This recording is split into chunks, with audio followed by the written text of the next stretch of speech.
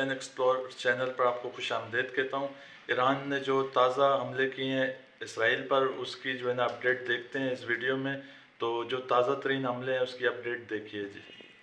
200 rocket दागे हैं जो दसियों हजार किलोमीटर के दायरे में अमरीकी और सैहोनी ठिकानों को निशाना बना रहे हैं, जो मकबूजा इलाकों और वसी मगरबी एशिया के खित्ते में फैले हुए हैं।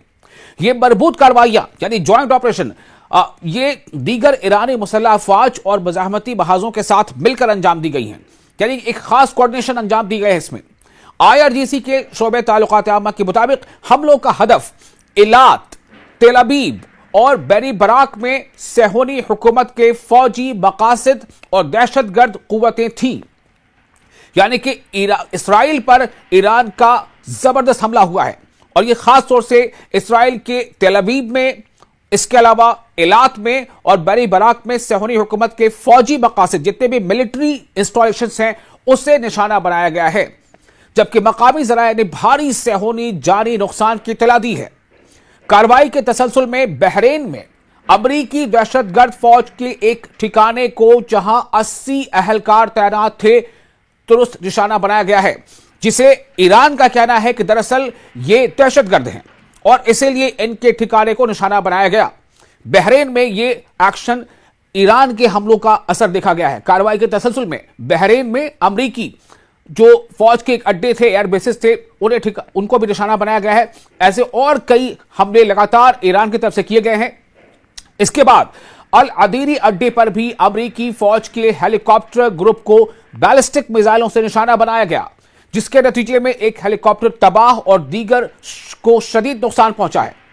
जैसा कि IRGC का दावा है कि हमलों की ताजा लहर मजीद कार्रवाइयों के साथ जारी रहेगी। इसमें जंग की जो लगातार नताइज सामने आ रहे हैं, उसके मुताबिक जो ईरान का दावा है कि उसने अपने हमलों से अमेरिका और इसराइल के तमाम ऐसे जो टारगेट्स हैं उनको निशाना बनाया है, जहां से ईरान के खिलाफ कार्रवाइयां की जा सकती थी या की जा रही हैं। IRGC ने कहा है कि इसमें इस्लामी दुनिया के लिए इस मुसल्लह जंग की कामयाबियों को उजागर किया गया है, जिससे जो एक परेशानी है या जो लगातार खतरा है ऐसी कंट्रीज पर, जिसमें गजा का मामला है या फिर लेबनान का है, उनको तमाम तरह से इसमें इसराइल को कमजोर करना एक खास मकसद है, ताकि इसराइल इन इलाकों पर दोबारा हमले उस शिद्दत के साथ ना कर सके। और ईरान पर जो हमले हो रहे हैं उसका भी लगातार जवाब दिया जा रहा है। ईरानी कौम की मजबूत यकजहती को भी इसमें नुमाया किया गया है।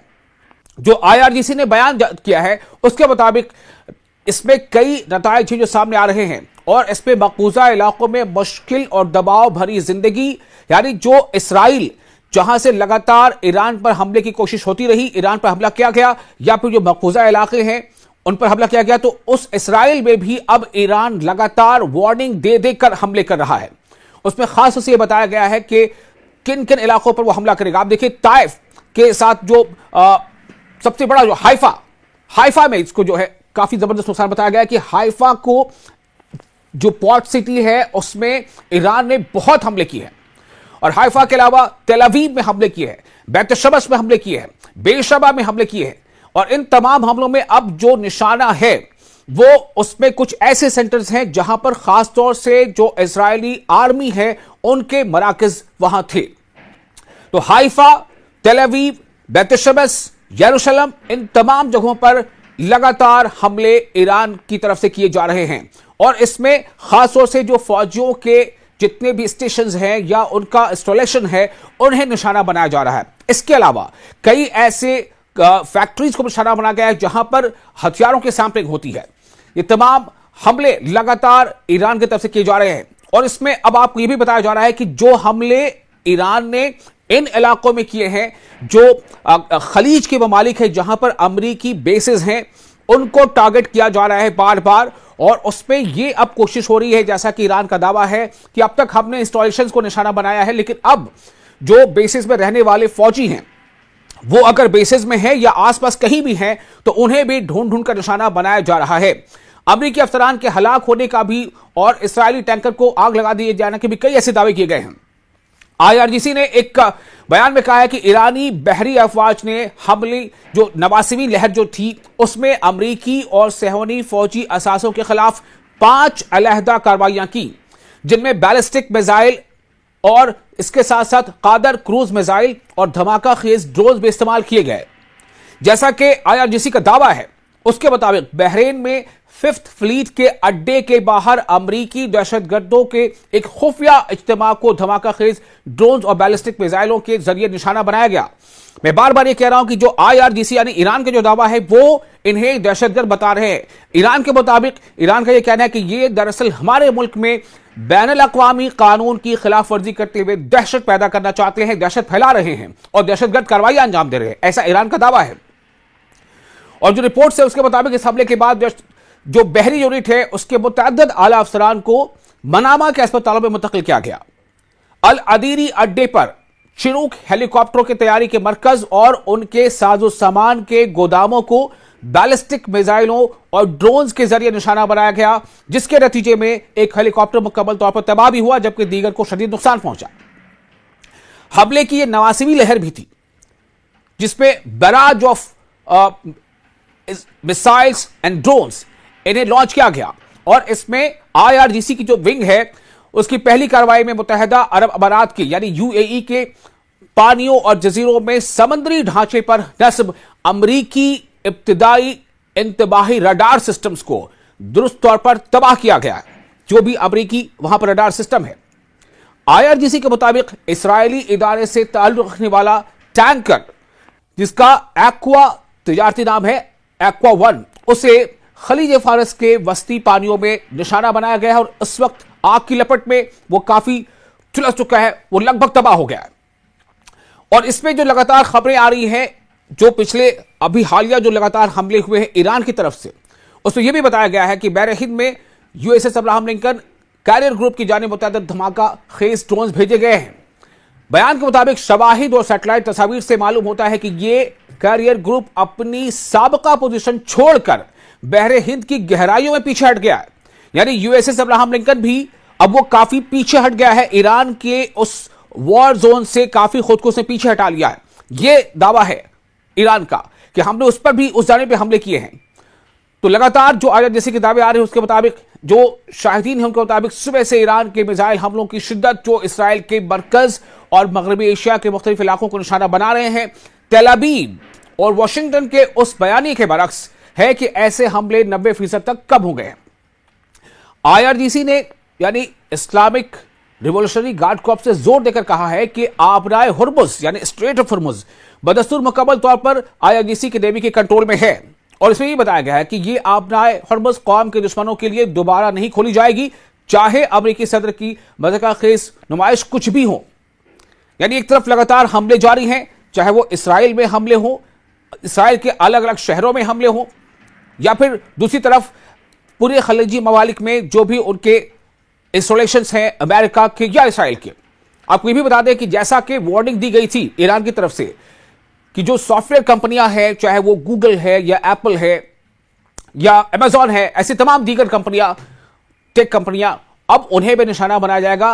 एंड उसके मुताबिक खलीज ममालिक में अमेजॉन के ऑफिस को, दफ्तर को निशाना बनाया गया है।